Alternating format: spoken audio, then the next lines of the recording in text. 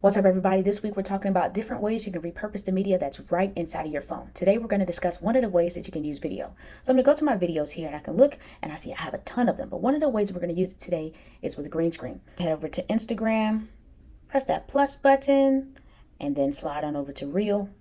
Now I can take that last video and I see it here. But what I'm going to do is I'm going to press this button right here. This is the Greenscreen button.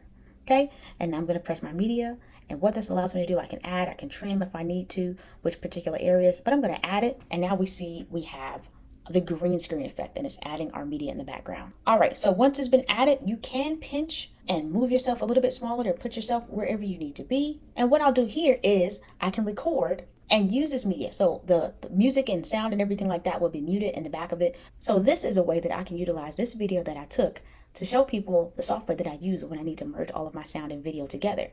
So that's another way that I can repurpose this video and use it in a different way.